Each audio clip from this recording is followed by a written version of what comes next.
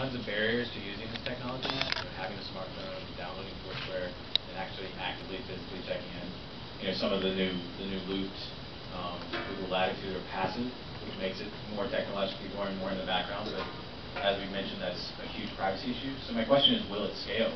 Because until it scales to a little bit more than what we have now, which is a third of 1% of the United States, super techy, super geeky, iPhone users, Android users. Until it scales, it's not really significant to most brands. And will it scale with all these challenges? Well, how many of you have? It works. How many of you have the Facebook app on your phones?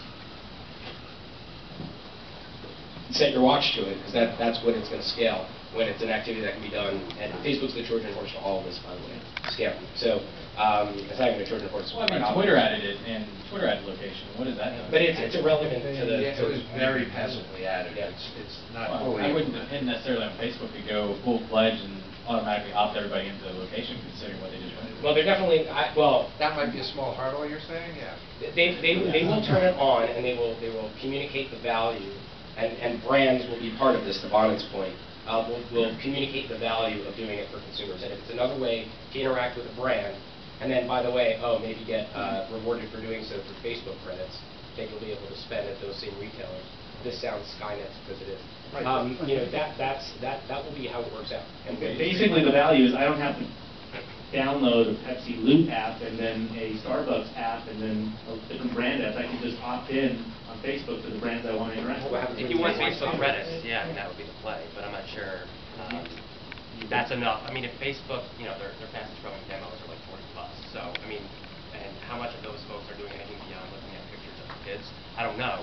I do agree that the Trojan horse. I'm not convinced that it's going to make location-based technology. But there are other emerging trends as well, like so more and more, like the pictures you take are geotagged. Right. There are other, it's becoming embedded. It's just a part of the normal metadata of the content you create in multiple types of devices, etc. So that, in a way, could be a check-in or a way for brands to kind of get to.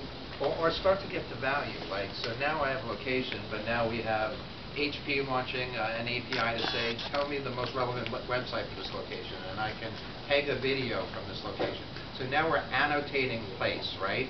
So now you start to have depth of value in a place location, and you start to have a better user experience. But again, it comes down to providing value. I would argue if, and this is my anti-privacy slant, but if Facebook started with their like program as adding value and did like pay it forward type stuff, like I like something and I randomly got it, and the consumer started talking about it really actively, I think they could have had a buy-in in mass, maybe not as quick and easy, but certainly without the amount of pain in the bag of hurt they're dealing with now, for people to provide value and join something of value. And if location, I think Foursquare is one of the people who started the premise that way. It's like if you're checking in to a venue that you go to every day, there's a potential of value.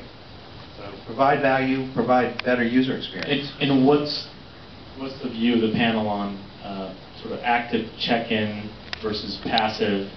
And I almost don't even think it's a privacy thing, because privacy controls on Latitude are pretty good. You can say only these people can see, or people can only see that I'm in this city or this state. So you can really control the granularity.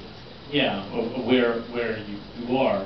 But I think the bigger issue is that the act of checking in is a game, and so once you create the habit and you get rewarded for it psychically or monetarily, then you do it more, right? If it's passive, then that mechanic is removed. Yeah, then you need to somehow get notifications, and it's not something that's expected because you're not in the moment of like, okay, well, I'm interacting with this application, so I'm expecting something to happen, as opposed to, this weird notification, I just got a reward. I think the gaming aspect of it, while important, is kind of temporary in the sense that it is there as a vehicle to getting us accustomed to sharing that kind of information and having that behavior.